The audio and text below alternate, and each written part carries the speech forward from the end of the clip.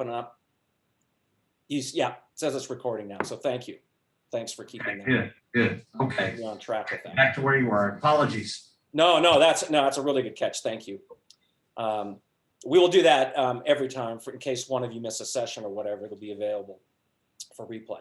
So C.K. Prahalad had this amazing mind, and he got to actually review the original manuscript that Liz had written before the book was published. And this is what he said, and it's forever stuck with her and with me and with leaders around the world. It's not what we know, it's how we access what other people know and being able to do that quickly. So this is one multiplier thought leader that has really impressed me. I'll share a couple more of my personal favorites. The other one is a woman named Wangari Maathai. She won a Nobel Peace Prize for the work she did in Africa, teaching village women how to plant trees. She reforested vast swaths of land that had been decimated by cash crops. So she was one of the forerunners of climate change and making a difference in her continent in Africa. And I love this quote from her because there are opportunities even in the most difficult moments. And those are things, that's where leaders rise up and that's where leaders become great. So everything that's happened with COVID and the distressing signals in the economy and our business, that many of you have grown because of that this year. And this is where leadership really stretches. And so I like Wangari's mindset about the challenger, the stretch mindset. You're going to hear more from her. We're going to share a video and some other things, practices from her when we get to the challenger piece of the agenda this year.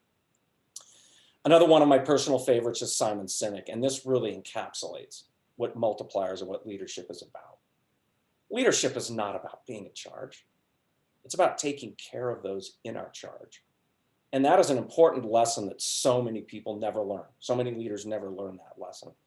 And so Multipliers is about growing capacity and taking care of those that are within our coaching and influencing sphere. And that's where I think you're going to see a lot of value in this as we go through this year. So that being said, those are three of my favorite thought leaders, and Liz herself, I'll share a lot of quotes and a lot of experiences that I've had with her as we go along. So the first thing that we have to do when we become acquainted with multipliers and we start to develop our multiplier skills is to know what the mindset is. There is a distinct mindset with multiplier leaders compared to other leaders. So the mindset's the first order of business. And I want to ask each of you to think about this question. Who is the most influential leader in your life? Now, some of you may go back to a parent. You can go back to someone, a professor you knew in college, maybe one of your first bosses. Just think back on the experiences you've had in life, maybe a life coach or a mentor. Who is the best leader in your life? So can we picture the face? Give me a thumbs up. Can we picture the face, have the person in mind, have that locked in? Okay, you have that person locked in. I want you to think about what it is they did that made them so extraordinary. So Chelsea, you can use your chat if you want to chat something into in fact, the rest of you can weigh in on the open mic. But what did they do? What did your multiplier leader, your best leader do that was so extraordinary? Do you want me to chat or say it, or you can either do it in the mic or in the chat, whatever you're more comfortable with. Yeah, just go ahead and speak it out if you want to share that. Sure.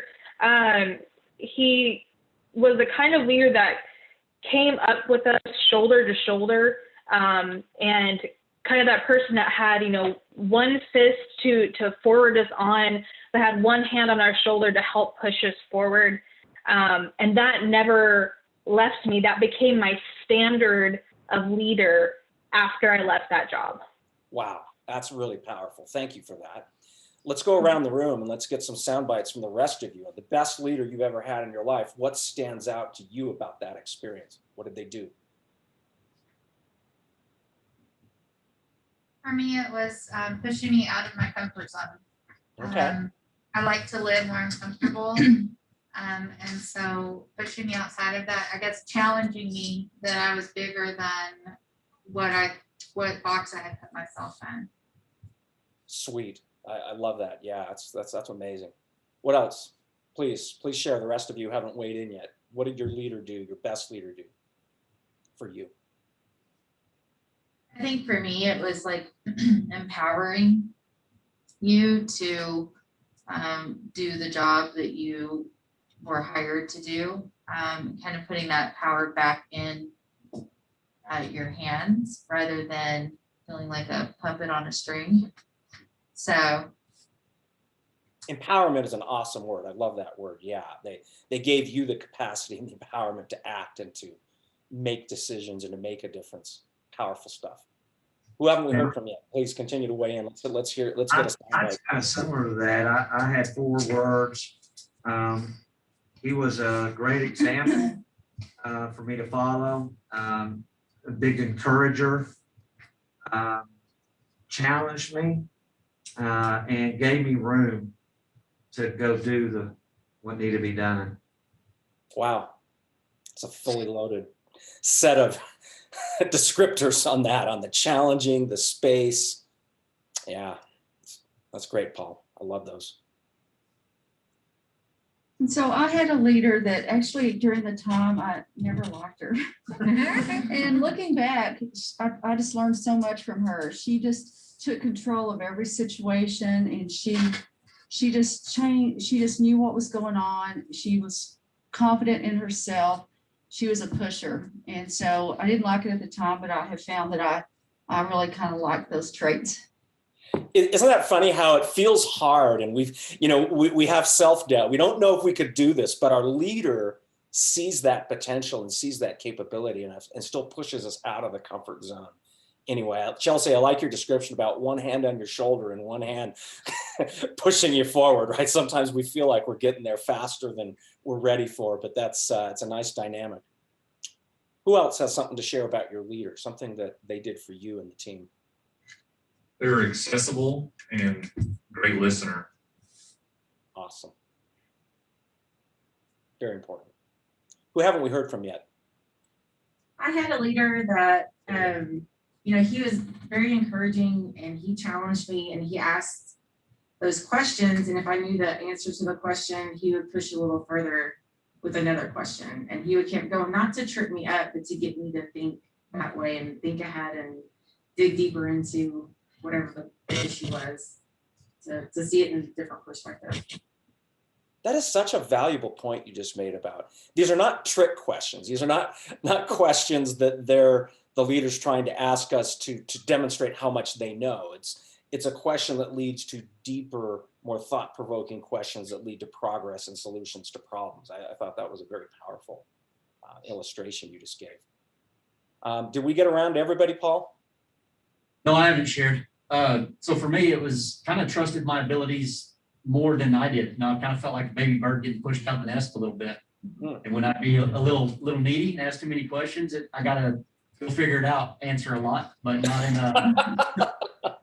I think in a productive way. Is that you're a smart guy. We are able to figure this out. You are too. You go figure it out. It'll mean more to you. And then when you trip up, I'll be there to help pick you up. But kind of let me make my own mistakes and learn it my way.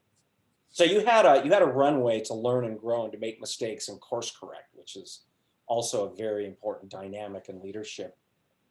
Susie, have we heard from you yet? Yeah, that was me. I think Norma hasn't. Do you have anything, Norma? I just, for me, it was to challenge me.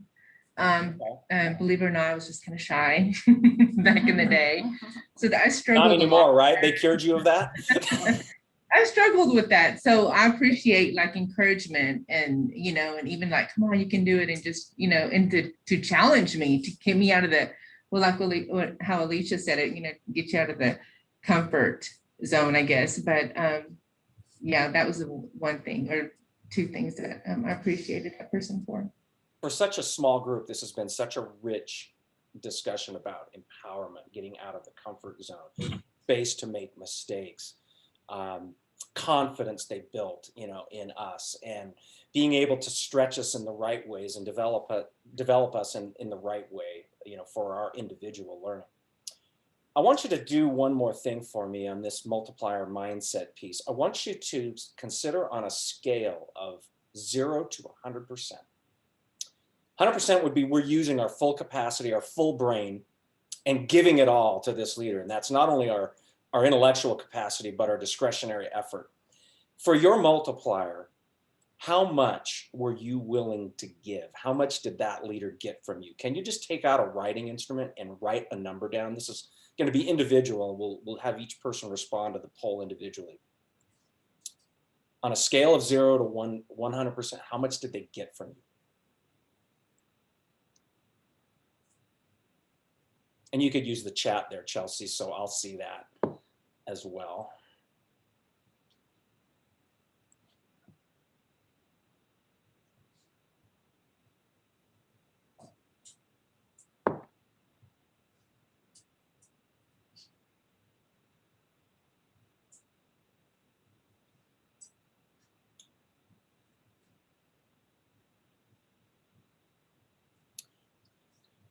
Okay, for those in the room, let's do a readout on what your number was, what number you wrote down for your multiplier. Thanks for yours, Chelsea. I got your chat.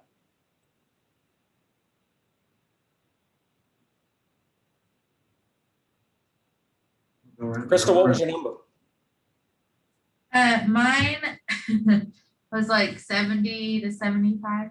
Okay, that's pretty high up there. Let's go to, how about you, Drew? What was your number? 90. 90.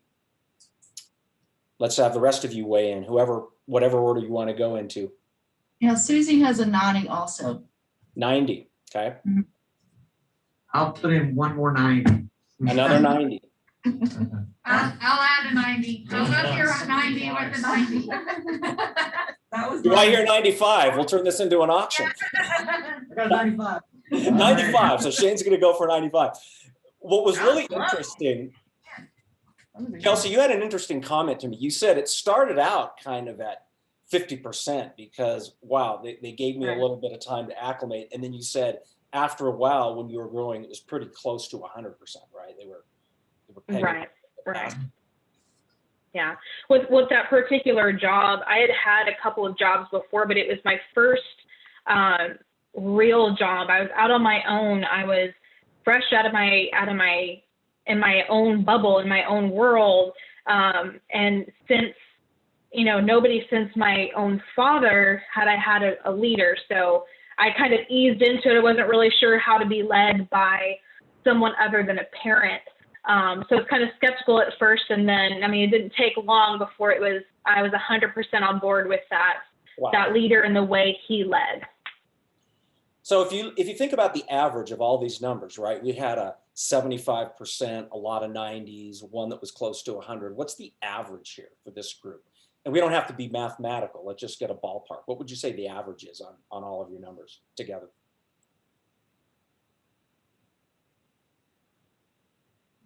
And 7 1/4. Or so. I love how you said don't be mathematical, and I'm still like 75 plus 90. Still adding it up. I'd say 80%, 85. Yeah, it's probably around 85, maybe even pushing 90, right? With the weighting. And so this is a very, very important thing to learn about why multipliers do what they do. They get nearly the full capacity of their teams. In fact, our research has shown that multipliers get double, like twice the intellectual capacity, at least. In some countries where I've been in South America, Central America, Turkey, China, lots of different places. In some countries, it's a 3x factor in terms of the discretionary effort and the brain power they get from their team. So that's a power. These are really powerful things to put forward personally, because these are your life experience. This isn't our research. This is your experience with your multiplier leader. Now, there's a couple other questions I want to ask here. And before I go to I want to talk about diminishers, which is the opposite of a multiplier. It's a leader who squashes our intelligence, always has to prove what they know. There's some of us have had experiences with that. So before we go to the diminisher, let's go into the mindset behind what the words that you used. You use empowerment, stretch, mistake making and coaching and self-correcting. What is their belief? What's the belief system of the multiplier? What do they believe about you and your team?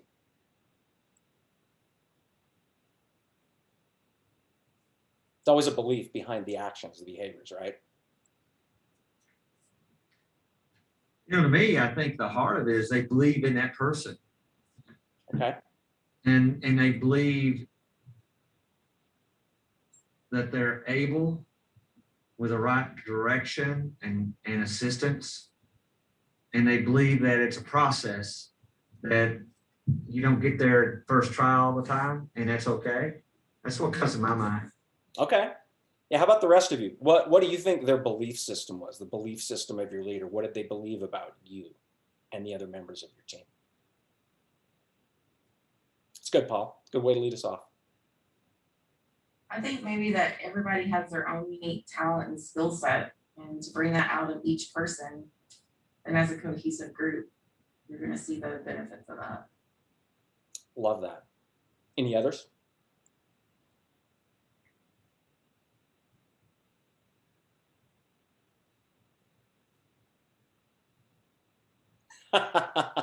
Teamwork makes dream work. Yeah, we can live our dream. We could enact something great or something special. That's a great comment, Chelsea. Love that.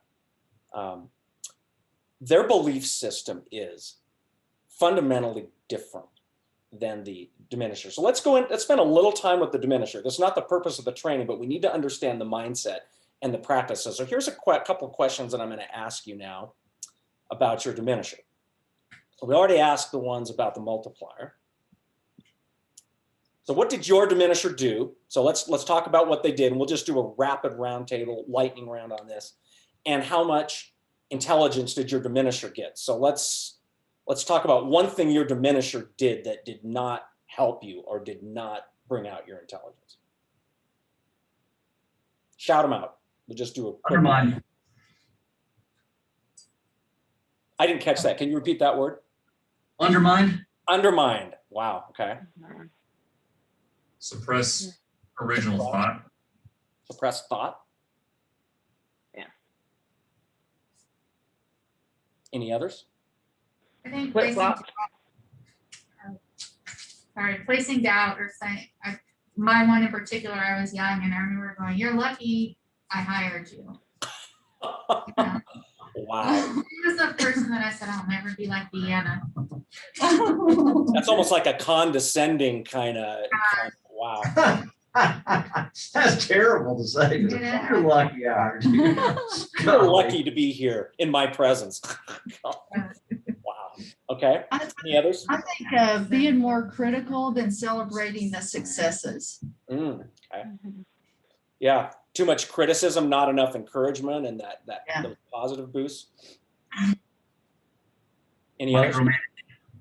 Micromanaging. So high degree of control being exerted in some cases. Yep. Okay. One or two more words. Whoever, shout them out. I know there's a couple more here. For me, it was probably not being available Not accessible. much. I struggled with that. Okay. I think another one is like not feeling like you are seen. You're kind of a number more so than a person. You're a cog in the wheel. You're not an individual who can contribute or add value in the larger scheme of things. And this all stems from a core belief. So everything you experienced here, the micromanagement, the condescending, all these behaviors that affected you negatively. What's the belief system of a diminisher? I think a lot of them are insecure. Okay. There's some insecurity there, or I can see like in my diminisher capabilities when I, going towards there, I'll just get it done. It's easier to do it myself. So I don't know if selfish is the right word, but what's another word? Egotistical in a way. or- Yeah, yeah. I think they can be, sometimes prideful and Okay. too quick to judge, or not trustworthy, trusting other people really.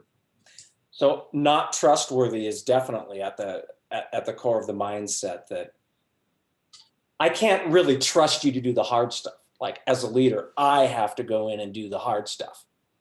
I can give you simple instructions or marching orders, but I'm not going to trust you with the hard stuff. I think that's a really, really valid comment there. The belief system is so striking when you compare the two. Diminisher, what you guys said is, I don't trust the talent I have. People are not smart and capable independently of me, the leader. Think about that.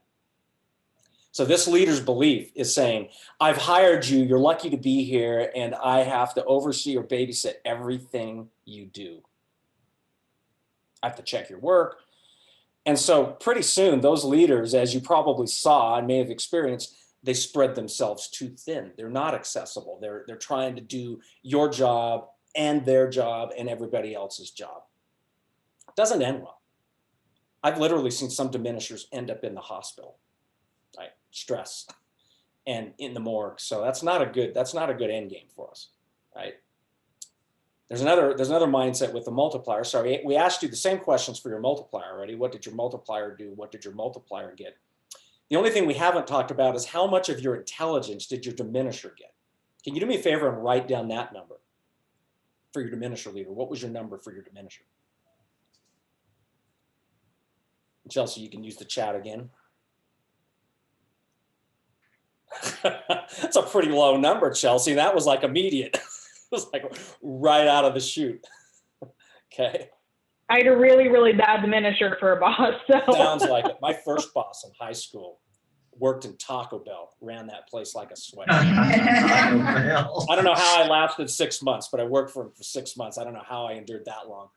All right, so we've got a lot of numbers written down. So let's shout out the diminisher numbers for those in the room. 40. 50. Yeah, 50. I went pretty low. I think I probably started off high and over time it went down. You know, So that's an interesting phenomenon. Like I wanted to please the leader, but eventually I just gave up, just stopped trying over time. Where did you end up? What was I ended up probably about 15%, and that was just sheer determination to prove her wrong at that 15%. Yeah. Any other numbers that you wrote down? I said 25. 25, refer to 50, 25, 20, 15. I was at 30. 30.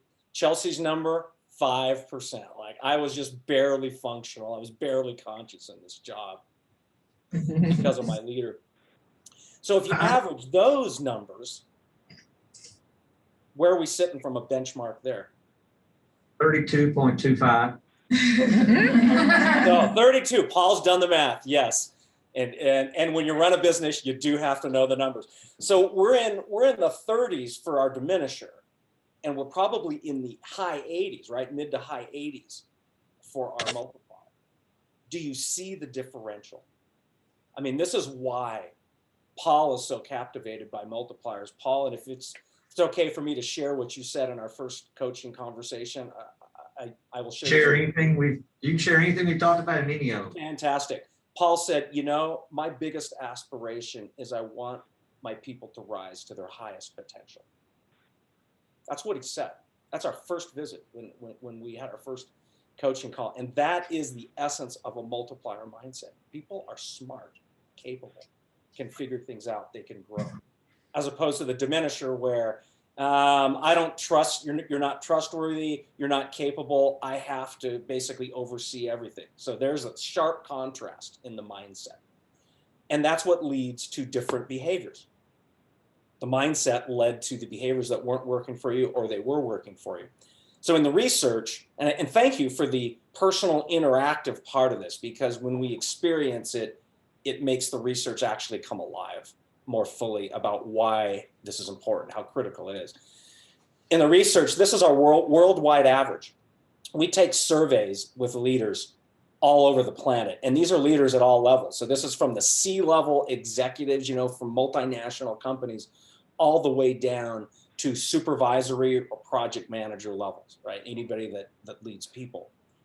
And what people said about their multiplier was, we get consistently near full capacity, mid 90s, right? It's usually between 95 and 96%.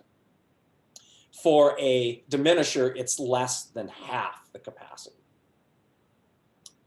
And this is why so many leaders have latched onto this concept and why so many believe in it, because the research is sound. You've proven that. If anything, you guys are closer to 3x, right? Your average was closer to a 3x effect between your diminisher numbers and your multiplier numbers. So this is why it matters. Imagine how much easier your job would be if you could get twice the capacity, the discretionary effort from your people. How much less stress would you have? How much more would they grow? How much better would the stellar family of companies be if we could get that consistently across the board, across the whole company? That's what this is about. It's about giving growth to everybody and allowing everyone to be successful together. I will say just a couple words about the practices, because we're going to go into these in depth this year in our journey. So there's 5 things that separate multipliers from diminishers in terms of what they do.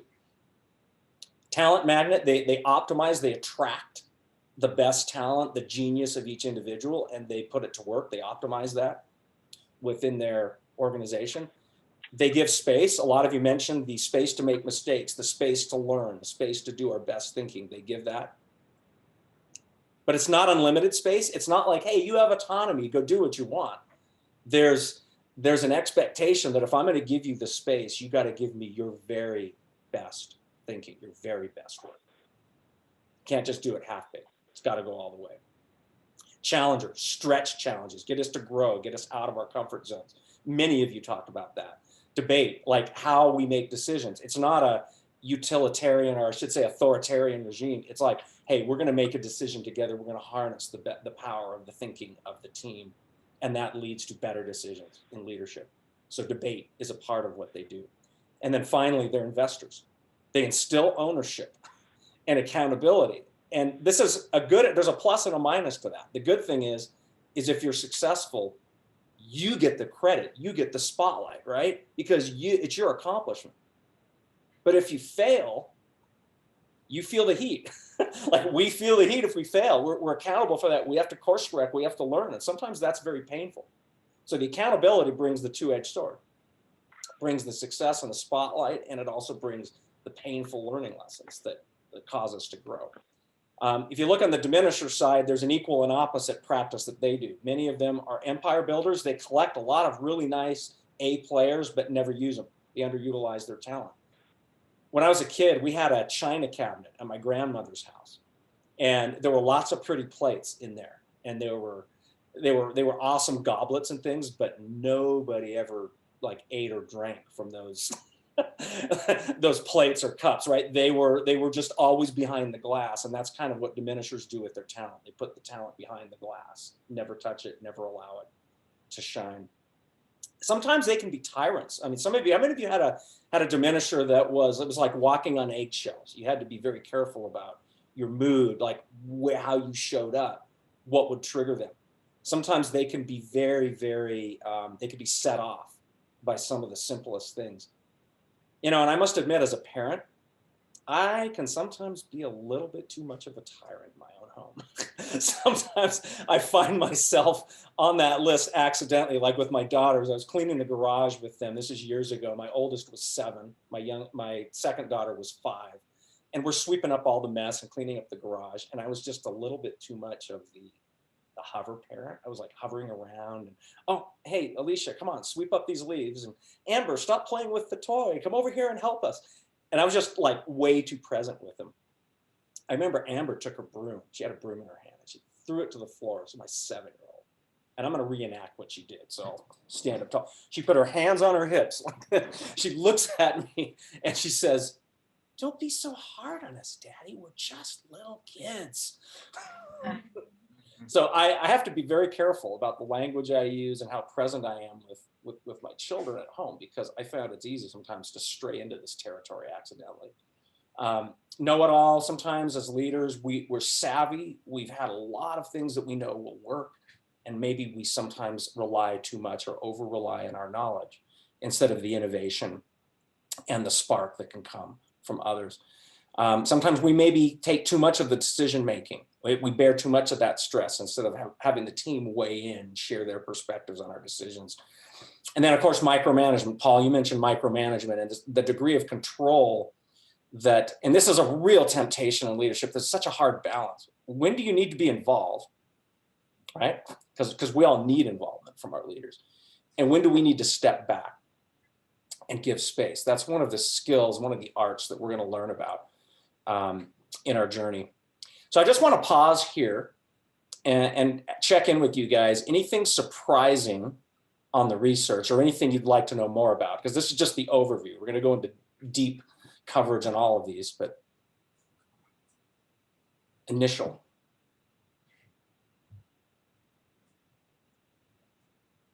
I don't have anything. Yeah, Okay. we're good. Does it make sense and does it resonate, or are there things that maybe should be added or taken away from this list? Would love to just hear based on your experience. It's convicting. Okay. So this is, I call this the money slide. Like, this is the business case when you look at how much more multipliers get near full capacity of their people and where people grow and where they go with that journey. And Paul, it's just it's a really sweet time. We've been coaching together for a long time to see you at this point where you're sharing it with your teams, right? That was his desire from the beginning. My people, I want them to rise to their full potential. And leadership is a journey that we do collectively. It's not an individual hero's journey. Too many leaders get that wrong. They think it's my journey. I got to be the one who accomplished this. No, it's actually what we accomplish together that matters the most. So the stellar way is all about what you guys are going to do together as leaders and what your teams are going to do to achieve greatness. Let's talk about reality, though. I must say, we have to go into this space where, oh, it's all well and good. We have multipliers and we have diminishers, but is the world really like that? I mean, do we have pure multipliers, what I would call people who multiply 100% of the time, or pure diminishers, they're pure evil? I mean, do we have leaders like that? Maybe on the extreme ends of the continuum. So as we've studied leadership, we found that there are, in fact, a few hardcore multipliers that are multiplying almost 100% of the time. And there are a few hardcore diminishers, right, that are constantly diminishing. Most of us are here in this space that we call the accidental diminisher. And this is a fascinating part of the research that has touched Paul's life. It's touched my life. Like, we all become aware of some things that are not as optimal for us in our leadership. And Paul, one of the things that you mentioned to me in one of our calls, you said, yeah, I was always a talker at school. Sometimes for those of us who are extroverts, we can consume too much of the space. We don't leave enough space for others to fill in. So this is something that could be considered by some an accidental diminisher tendency, being on too much. As leaders, it's an expectation. A lot of people think you should be on, you should be in front of that parade. That's the traditional view of leadership, but we know the best leaders are not that. They have times when they're big, they have times when they're present, and they have times when they give us space. And we get to go big, and our teams get to go big. So let's talk about this space, because this is probably the most crucial piece of the research. How many of you got a chance to dabble in the quiz? Did any of you do the accidental diminisher quiz before today? Okay, I see a lot of hands. You probably got some data that you're thinking, huh, I didn't know that was a bad thing. Or I didn't know that could be holding me back, right? A lot of the things about that quiz kind of start to have us introspect deeply about things that we probably considered to be good. I'm sorry, I didn't catch the comment, please. I said it was eye-opening. It was hard. We talked about it in leadership team yesterday, but I was like, oh, I thought that was a good thing. My world has been shattered. Yeah.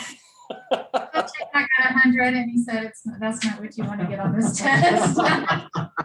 Yeah, this is like golf. The lower, the better, right? Dang it. Let's score 100. I felt like so good taking it. I'm like, I'm just fine. Yeah. I was like, oh. Crap. No. Honestly, sister, what I ought to be doing. I know, I was going to too. Is there a retake on this test? You know what we'll do? We will give you a retake. Like, we'll go through this and we'll take checkpoints and samples as we go through this year. And what you're going to start to see, it's not about the measurements. It's not about passing the quiz or taking the quiz. What you're going to start to see is you're going to start to see more contribution from your people.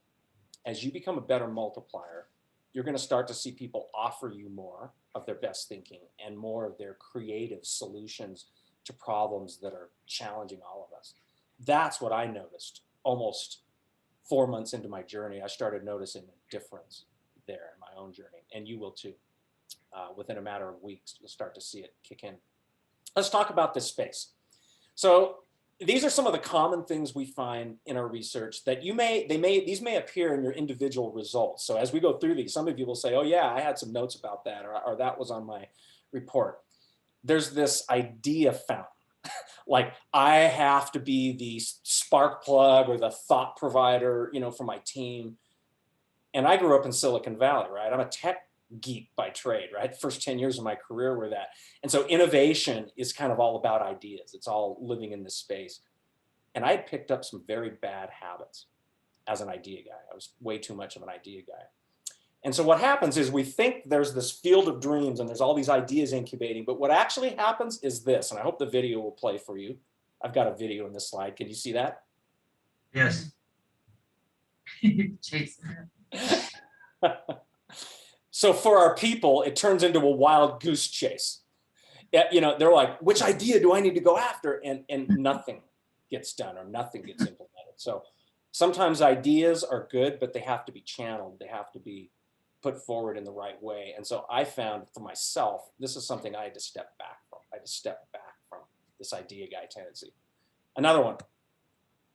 Let's go to the take the stage, be large and in charge, set a vision, set a direction. You know, how many times have we heard this, right? That you got to be present.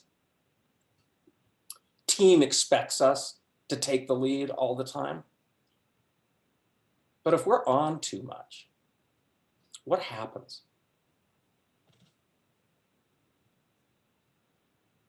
If we're too present, what We happens? get exhausting to other people.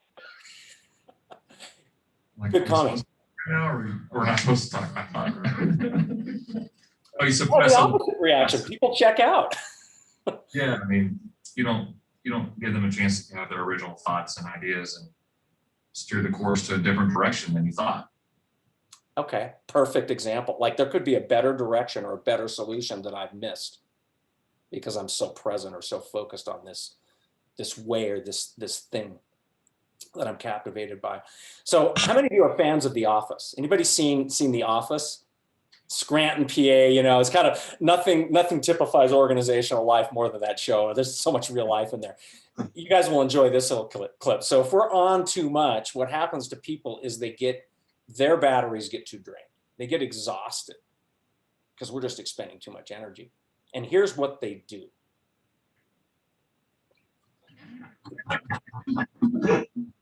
The old duck and cover. It's like, no, too much energy. There's too much. I'm ducking away. I'm not making eye contact. And so we have to be mindful. That was so good. I'm going to play it one more time because I love that clip. That's like, that clip is like one of my favorite clips.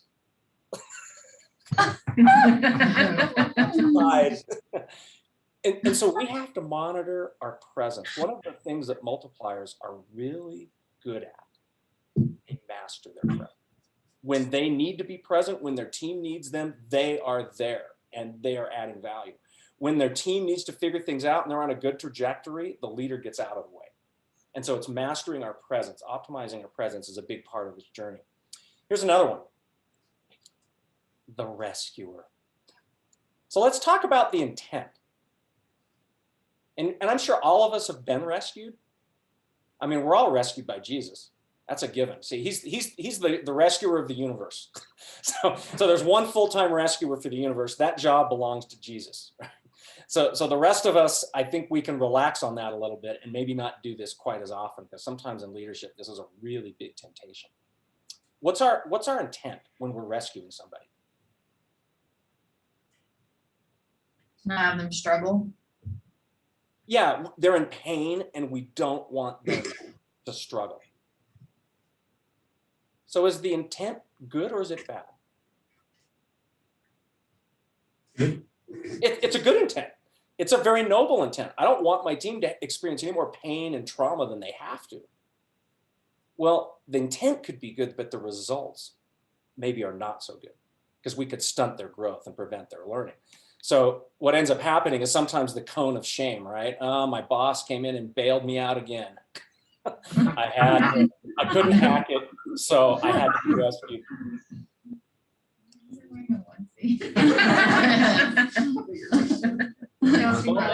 I've been here and I'm sure you have, and sometimes maybe your people feel this way if we have to swoop in and save the day. So part of this is, rescuing is, when is rescuing good? Let's talk about when it's good, because there are times when it is absolutely essential. When is it good? There's a state that you can't come back from. Ah, okay. If it's a high stakes state that you can't come back from, you're going to make a catastrophic error. We're going to lose our biggest account, or somebody's going to die, or something like that. That's a good reason to rescue. Prevent a horrible outcome, right? Prevent the train from going off the cliff. So that is good. So rescuing is not always bad. It doesn't always mean we're going to be an accidental diminisher when we do this, but we have to be judicious.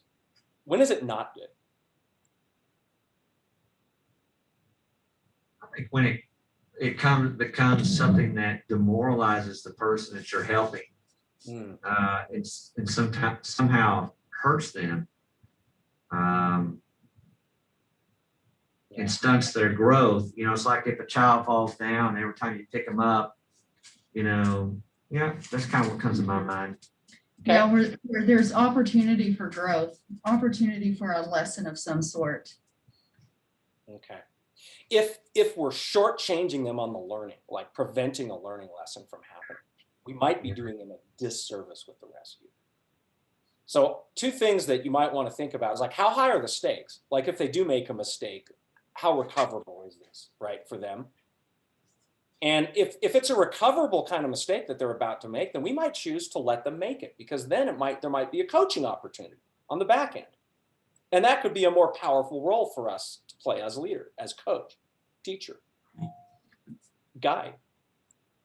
So I just ask you to think about that, to know that all of these things that I'm sharing are good to a point, and they have good intents, and they're not always bad, but sometimes we overuse them, or we use them in the wrong time or place, and it could work against us. Here's another one. The pace setter. My gosh, how many leaders do we know that are like, here's our target, we're going to charge this year, boom, we're going to take that hill. And like the pace car, you kind of think everyone's going to drag behind, right? Okay, they're starting to get. All right, Paul, we feeling any heat here? Yeah, it's Starting to become diminishers. So the pace setter is a goal high achiever leader, and most people in leadership are high achievers, and that's why you guys are sitting where you're sitting, because you want to get a lot done, you want to make an impact. Let's be honest. But the problem is if we're too much the pace setter, this is what happens to people. They become spectators. They watch us go. They watch us do our thing, and they're just like, I can't keep up. Like, that's not me. That's not my pace. And so there's a disconnect. All right. All I can imagine is us walking with Paul, like literally. Well, Paul at least is aware. Physically. Paul knows he knows he's got these tendencies. My steps in. My leg was still out of the car when he left. He's literally He left. left Crystal. Like left. Yeah, get in the car quick, you're going. But this is why we take the journey together, because there are times when being a pace setter is a good thing. Set a high goal, set a high aspiration, draft onto something important.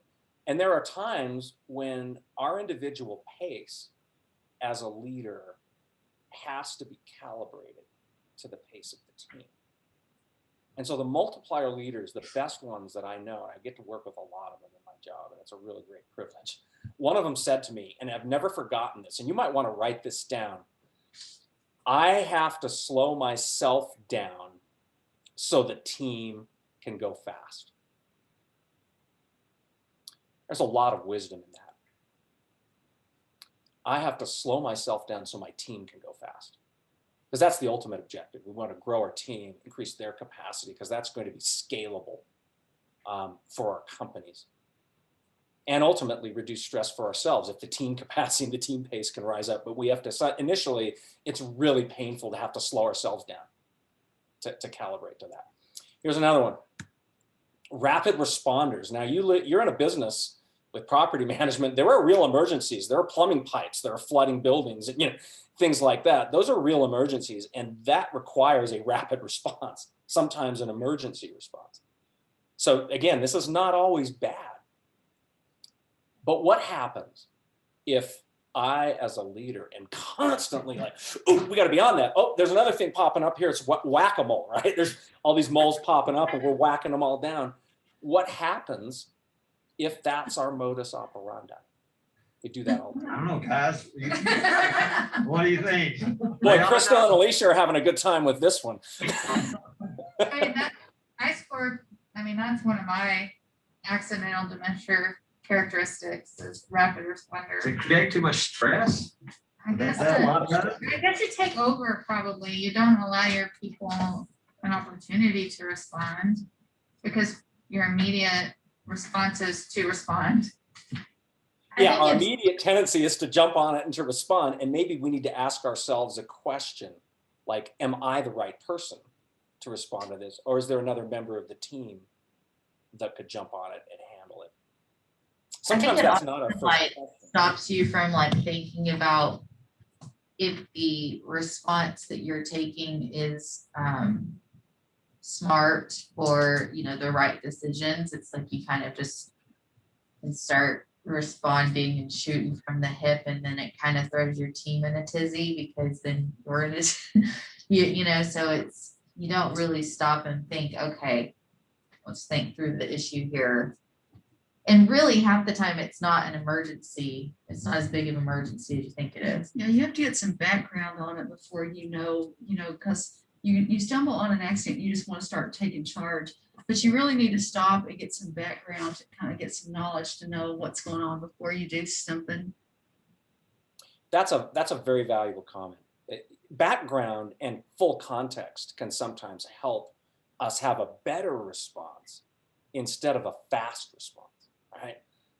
In most cases, we'd like to have a better response or a more potent response than necessarily a fast response that creates other problems that then we have to respond to all over again. So that's really powerful. I love that comment. This is what happens to people when we're the rapid responder. they're just waiting for us to toss them the scraps. A lot of times they will just sit around and we'll be the ones in a frenzy, scurrying around, doing all this stuff. How many of you guys are dog owners? Anybody in the room a dog owner? Okay, for those who are dog owners, you will love this because this is what happens when we're the rapid responder. Looks like my dog. There's a lot of balls that drop and they're not fetching it. We're the ones who are doing it. So this is just another one of these things to think about, right? Some of you are already aware that this showed up on your radar. And so now how do we manage it is what this whole year is going to be about, to optimize how we manage that stuff. Another one is the optimist. Let me ask you a question. How much optimism do we need in leadership? There's a balance. And it's hard. We've talked about that here, struggle through, finding our success and being optimistic about things when we kind of live in a reality. So there's a balance. You want to be optimistic, but realistic in the same sense. Okay, so I heard you say that optimism is important, but it has to be balanced with realism, right? Right. Because if we go too high, let's say we're overly optimistic about something, what happens to the team? You let down. You're out of touch. You come across as out of touch. Oh my gosh, yes. They disconnect from us because You're not living in my world. The world's completely different from what you're seeing or what you're saying. So too high, you get that reaction. What happens if we're not optimistic enough, if it's too low? Well, then everybody, it's like demotivating because you don't have any wins. Yeah. It's Like you- demoralizing, demotivating, Chicken Little, the sky is falling. So I really like the comment you said. It has to be tempered. Optimism has to be tempered with realism. And if we get that balance, then we're in the zone, we're in the sweet spot. So we got to get people out of the notion that there's these big rocks, because we're trying to enact positive change, right? In our jobs, for them and for us. And so that balance is what's really important. Another one, I'll just run through the last three really quickly because I want to give you time to check in with each other about these, what you're seeing on your leadership team. But the other one is like the protector. Sometimes the tree you see pictured here is a banyan tree, and they grow in tropical climates. And there's a saying in Africa, nothing grows under the banyan tree. It's a beautiful tree when you look at it from a distance, but you get underneath the tree and you see this. Barren ground, because the canopy is so thick and so lush that it blocks sunlight and moisture. So underneath the tree, very little will grow. So it's very similar to the rescuer, right? In that rescuers will jump in and solve the problem. The protector will actually prevent the problem or the learning from ever taking place. And it can be really, really damaging if we're too much the protector. We handle all the tough stuff. The team always defaults to us to handle all the tough stuff. Maybe sometimes they need to be in the seat with us, or they need to take a test run at one of these tough items and make a mistake so they can learn and grow. Strategists, sometimes we can be a little too planful. Like, here's my bird's eye view and we're seeing this vision, but instead of connecting with people, so sometimes it could be like, oh, they're only seeing this tunnel. They're only seeing this one aspect of their job, and we have to help them orient from there out instead of sometimes starting from that pie in the sky place. My personal favorite, because I see a lot of leaders make this mistake, the perfectionist. We want to get things right. We want to do our jobs with the highest degree of quality, but there are not enough hours in the day to get an A on every exam. There's too many exams and too many tests and too many trials. So what happens is, if we're too much the perfectionist, how do people react to that?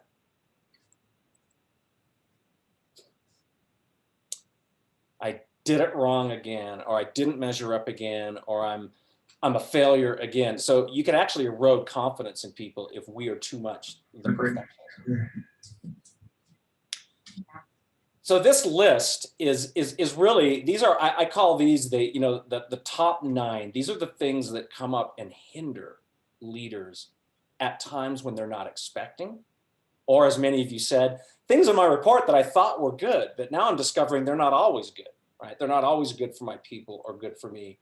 So how do I balance and manage these? So that becomes a pretty important, integral part of our personal learning journey. And I would wager that everybody at this table probably has a different set of challenges. We talked about pace setter that shows up for Paul, rescuer, Crystal, and Alicia. You might see some of those tendencies in yourself. See, we all have different challenge points. And that's why we need each other to check in and to give feedback. So what I'm going to ask you to do for the next few minutes is pick one accidental diminisher tendency that you want to manage more smartly this year. Just write it down. One that you think, that's on my radar, I know I need to manage this better. Just write it down now. Some of you may say, well, can I pick 3 or 4? My counsel would be, pick one, and if there's a secondary or another one you kind of want to have on your radar, you can write a secondary one down too. No more than 2.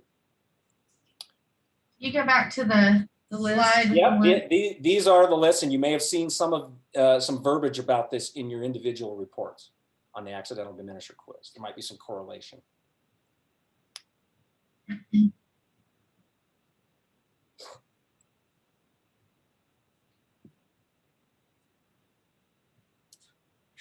All right, so now comes the fun part, therapy. Now we get to have some real conversations with each other, and you guys have worked together, some of you for a long time, some of you not as long, but you kind of know the personalities around the table and on the training. So I want you to do some check-ins with your colleagues and find out what they're seeing. So the questions to ask would be, hey, rescuers on my radar, are you seeing any evidence of this? And they might give you some feedback that could be shocking or surprising. Let me give you an example. I work with the vice president of engineering at a very high growth Silicon Valley company. This company's been very successful in the marketplace. And their leader has two challenges. The head of engineering, vice president of this engineering group, is a rescuer. He tends to want to fix everything and get people out of the muck. And he's an idea guy. And he shared this with his team. I was in the meeting when he shared this with his directors, and he said, I think I'm a bit of a rescuer and a idea guy. So for this year, I would like to work on my rescuer tendencies. And he put it out there for the team. And he was just about to launch into his self-improvement plan. And I said, time out. Can we check in with your team and see which one they would rather you work on first? And he was pretty self-aware. He said, yeah, go for it. And so I checked in with the team. I said, of these two, which one should he be working on first? Guess what the team said? Idea guy. You're spinning us off on all these different directions. You know, it's like the goose chase. We saw that little video about the goose chase. That's what we're feeling like. We prefer that you start there, because we do see your rescuer tendencies, but it's not having as much negative impact as your idea guy tendencies. And he was very, very self-aware as a leader. He said, great, okay, thank you for that feedback. I will put that as my number one this year. And he started working on his idea guy tendencies. So in this conversation, as you check in, find out, are they seeing what you have put on your radar? Or are they seeing something else? Is there another tendency that's holding them back in your working relationships, okay? And Chelsea, you're gonna have to do this creatively, so you can chat with anybody in the room here, either on you probably have like chats on your phone or whatever. So say, hey, here's what I have on my radar. What are you seeing? So do your check-ins with each other. I'm going to give you a few minutes to enact this so that you get to connect with 3 or 4 people about what they're seeing, and then we'll come back. So why don't I set the timer for, I'll set it for 7 minutes, and you guys can check in with each other, have whatever conversations you want to in the room or via phone chat. Thinking about me, I wouldn't think about other people much. So you're supposed to share what you think with other people. You're asking them about you. Yeah, two objectives here. One is you want them to know what you have on your list, like what's kind of coming to mind for you, and you want to verify with them, is that the most damaging or the most critical one, or could there be another one that is holding you back more as a leader? So get input if there's other accidental diminisher tendencies operating that might be worse for them. All right, 7 minutes. Okay. Sure. Look, right there. I got 4 things. Highlighted. Mine is idea. So Sorry. me too. I got 4 marks there. Where I have too many, that I have too many things that I want to do and we're not doing any of it. It's hard for me to see us that as a bad thing, you know? That's exactly what I have. That's exactly what I have. I was going, I need to just worry about like what, you know, fix what we have now and then. But I'm always like, just like I'm too focused on where I want to get to. We make a list of all our ideas, so we just pick the top. Yeah. And then we just put those to bed. Yeah. Because it's overwhelming. I listed all And I of think them. that's what it is, where I get stressed out. I'm like, I want to be here. Why aren't we here? You know, I'm up here, but you know, and not focused on fixing the little things. Yeah. You know, baby steps is what I need to learn. That's funny that we both put that, but I guess that's because of things, everything we want to see done in the department, you know, we just kind of want to see changes. So that makes sense. I think that, I mean, that's what I see myself. What do you think? What do you? see, again, I mean, you're a perfectionist. But I don't see that, I don't see that as a So problem. funny. But I have a hard time, These are mine too. wonder why these are Diminisher, but maybe it's, but then you're not like overly, because it's a county, right? Yeah, you know, to be perfect, yeah. I mean, cause I see it sometimes, you know, it's like, oh, why did I do that, you know, but I do strive for that. I mean, I think I have high expectations, yeah, you know, high standards, I guess. And I think I come across like intimidating to other people, like, yeah, what I've, people have taught, you know, her share with me as far as people that are intimidated by me, and I don't want to be that way. No, you're. Do you see anything else with me other than the idea thing? I mean, with you, the idea thing is what I see with you. Perfectionist is fine too. Yeah, because, and just because of how you want the company run and it's. I don't know, I'm asking the question. You know, Not I don't know, that's how I see it, and I want to make sure that I, Yeah. you know, I always think, okay, I want to make sure I do this right or do, you know, because I always feel like, you know, I don't know, that's how I see it. So I have a hard time with any of those feelings. I know, that's hard. Where I was selling on Key Center. Because I think, yeah. I think that's. Because the others are Or. pace. I mean, for this being something like, oh, this is what I need to work on this year, and I'm like, okay, but you know what I'm saying? It's kind of a. Maybe it's just prioritizing. That's Once what you it get with, is. once you get with her, and I'll get with him. All right. Yeah, more. We're like, than one. we're like multitasking. So- Chelsea, I know, Chelsea I have texted these me four. too. I'm on. what did you I have? try to be. Oh, I didn't bring my phone. Shane said I got Any of a those zero. resonate with you? I'm pretty awesome. You're multiplying for sure. No, there's different ones you say I need to work on. So Nicole I and say Norma, do y'all want to switch out What and you think Alicia I and me, work on? or y'all? Yeah, I was about to That's switch kinda to what I Alicia, thought. actually, That's we one can call. thing. Okay, Or- so Shane, me and Shane. Yeah. Two I So me had. and Nicole. Yeah. Are you? Why don't, do we have time? I had Yeah. perfectionist, I had all- Around Rosie. Also. So I have a hard time with this, Shane, because I see these are. No, it was hard on the quiz. It's hard to say what's bad, but you know, I think Yeah. maybe this will not be yours. The rest of your- That was one that I put. Yeah, because I can actually see that because you are always, and especially we talked about this the other day, the more we go, the less opportunity you're gonna have to rescue because you're gonna be doing higher level stuff. And so, but I think that's what I would say. I mean, of course, I see them all as pluses, but if one of them is a minus with you, then I would say it's that one because you're just spinning your wheels sometimes where others should be, maybe. And it's been a real struggle with David. You know, I didn't want to let him go knowing his health issues. It was, so some of it was Yeah, just there's my a time nature, for because I that. gotta work on it. But I don't struggle with it, I don't think as much with Cliff, because he's a little more capable. But it's something that I see, I can work on. Yeah, Gotta turn it loose. okay, that's good. For you, I think maybe the perfectionist. Maybe. What did you say on your side? I'm an idea. I mean, I can just sit here, I can't watch a show without having great ideas about, oh, right, you know, this. Well, it makes sense.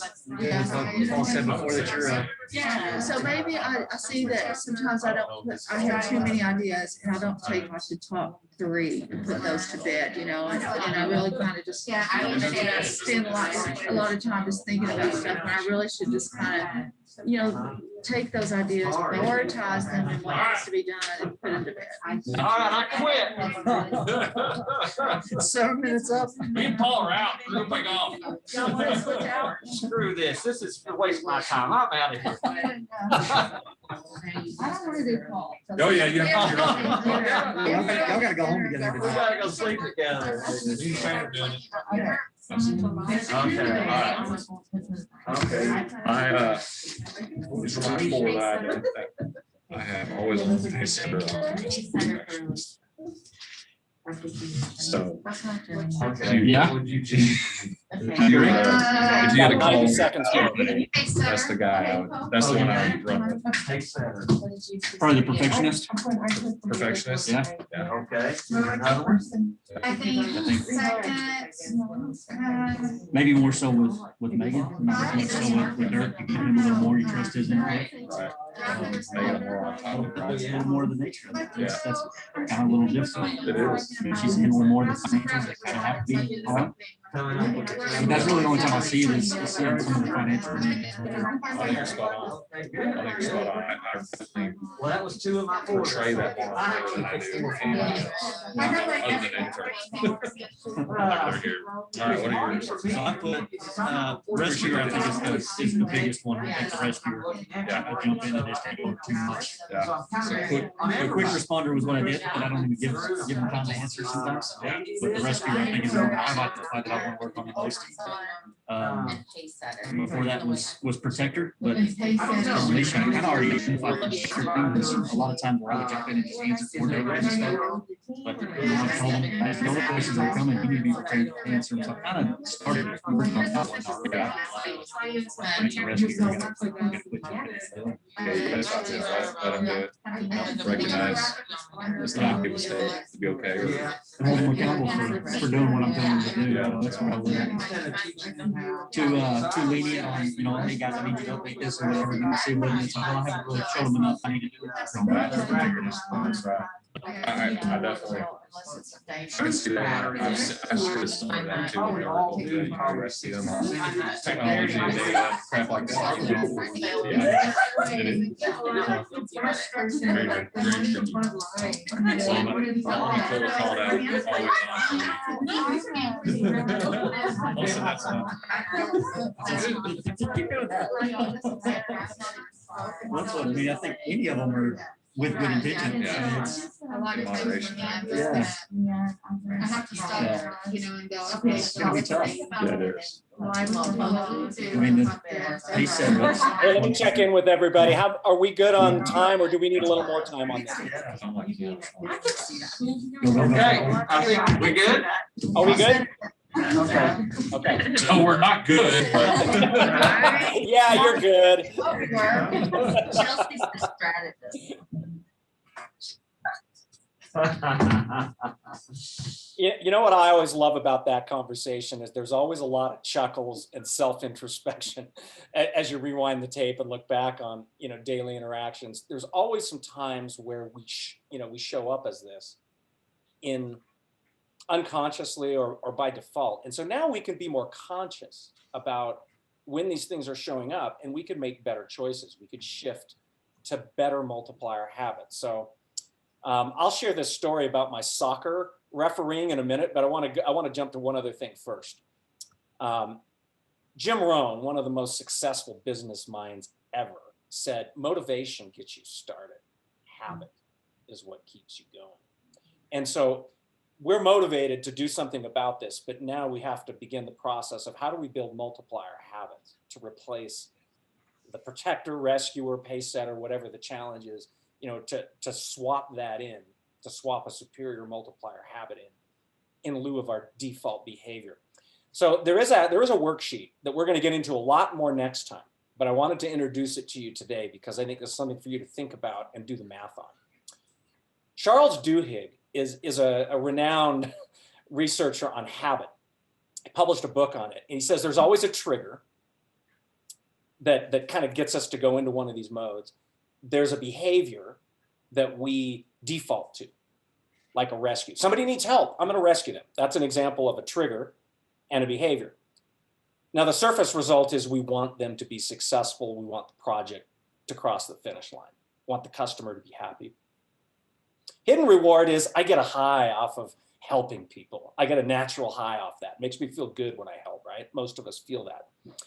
But the consequence may not be good. Like what happens over, 3 or 4 months, they may keep coming back to you every time they hit tough sledding. And so now it's taxing on our time and they're not learning. So here's an example from my own life that I'll share about a diminishing habit change. So when I was promoted into management, I was promoted from a tech professional to a supervisor. And so someone came to me for help because they knew I'd been in their chair, in their seat. And so I was really attuned to jumping in, solving the problem for them. It's what I did naturally because I'd seen it before. Disaster was averted. I saved them time. The project was successful and I felt satisfied. It was good. I helped someone today at work, made me feel good.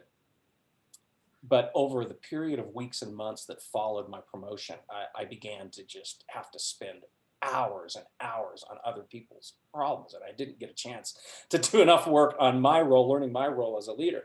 So I had to make an adjustment. And the adjustment that I had to make was very subtle. So the trigger was still the same. The trigger was people still came into my office asking for help, but I changed the behavior. The behavior that I changed is I asked them, what are 2 or 3 solutions that you think could solve this problem for you? I had them pony up. They couldn't just come in for free advice. They had to pony up some of their thinking as a starting point. And that changed the whole dynamic of the conversation. Because now instead of being a rescuer, I was a coach. And they still owned the problem. It took a lot longer. Those coaching conversations initially took a lot longer than me finding the answer and jumping in and rescuing them. But it was ounce of prevention, pound of cure, right? So they got confident because they could think through it. I helped them vet through trade-offs and all that. They got confident and I ended up finding I had more satisfaction as a coach than as a rescuer. That was the unexpected fulfillment inside that I had. And they got results over time without as much direct intervention from me. So my schedule started to lighten up. My team became more capable. And this was a very powerful shift, but it started with the behavior. Trigger was still the same. They still came in, asked me for help, but now instead of free advice, I had them pony up some thinking and I became a coach and a mentor to them versus a rescuer. So this is an example of how you can think about your triggers. Maybe it's one person. Maybe you're habitually spending a lot of your time with one person on your team because they're looking to you for the rescue. Maybe you start there just with that trigger, that one person or that one situation. Don't try to boil the ocean and conquer it all. Just do that one thing. But use this worksheet, which you have in your materials, to start thinking through what's a behavior, a more multiplier behavior that I could swap in instead of my default. So we're going to spend a lot of time with this in our next session. We're going to go real deep into the accidental diminisher behaviors, strategies you can consider to use, as you're self-managing these. Between now and then, though, I think it would be really helpful if you, we'll come back to that in a minute, to think about the triggers and to think about the people who you would like to work successfully with first. I always tell people, start small, work with 1 or 2 situations, and you can branch out and handle other triggers. So just pick 1 or 2 triggers that you can really focus on over the next 2 weeks. See if that makes a difference. I told you I'd share a story. It's an embarrassing story about my soccer refereeing experience. So you may or may not know that for fun, I referee high school soccer. I started refereeing about a decade ago when my daughters were playing. It was a family bonding thing. First year I was refereeing, I was doing recreational games. So it's all good. It's all for the fun. There's no competitive. And then 2-3 years in, I started doing competitive matches at the youth level and gradually worked my way up the food chain to where I was refereeing games for the 14, 15, 16-year-olds, right? Where they start to get sophisticated and they start to play dirty and do stuff.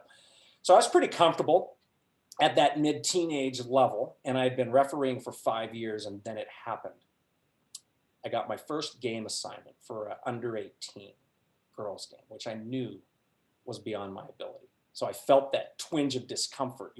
Some of you have been pushed out of your comfort zone. As I said, not sure I'm ready for that because these are 45-minute halves. And these are players that are basically adults, right? That are playing at a pretty high level. But I took the assignment, could have declined it, but I took it because how am I going to grow as a ref unless I step up and start doing that? So I get into this game and I had done very little prep, very little homework. What I did not know was these were 2 of the top 3 teams in the league. And they hated each other. They absolutely despised. and in guys' sports, people will throw elbows or punch each other out, and then they'll blow off the steam and be done. But in girls' sports, I found that they hold grudges from one side to the other. Like they hold on to that stuff. And so these immediately started going at it. Like I was on the field maybe 5 or 10 minutes and I realized I was in over my head. This was an intensity and competitiveness that I'd never experienced before. And I slowly felt the game slipping away. One of the players elbowed another player in the face behind my back because I wasn't, covering the whole field the way I should have as a ref. And she came up to me, she got in my face and she said, "Ref, she just elbowed me in the face. Did you not see that?" And all I could say was, "Didn't see it. Should have been a red card. Should have been an instant send-off, but she did it behind my back because she knew I was not as experienced. She could get away with it." So I lost total control of the game within 10 minutes. The players were screaming, the coaches were screaming, the fans were going nuts. This was a well-attended game, by the way. And I just wanted to slink off the field and end this misery. And you know what? Halftime finally came, and that was 45 minutes, right? That was only the first half. And I'm walking off the field as demoralized and frustrated as I've ever been refereeing a game. If you're a parent, you know what kind of ref, you're yelling at me. You're saying, "Hey, it's dangerous." I was getting yelled at all sides. And my referee director, the referee director had been watching the game from his golf cart on a hill nearby because he knew this was my first U18 game. He pulls up alongside and he says, "Rob, how do you think it's going out there?" And I said, "Did you not see the game?" I said, "It's terrible, not good." He says, "Yeah, I don't think it's going very good either." And then he read me the riot act and he said, "You got to be closer to the ball. You got to cover the entire field." And he started like ripping me up one side and down the other because I lost control of the game. And he told me precisely where I lost it and what I wasn't doing. So I was about ready to hand over my whistle, right? And say, "Okay, good, you go out and do the second half," because I knew I was completely incompetent. He did not do that. He did not protect me. And he did not rescue me. He said, "Well, Rob, remember what I told you? You got to go out and have the second half. Good luck." And he drove off in his golf cart. So I had another 45 minutes of sheer misery. The game continued to spiral down.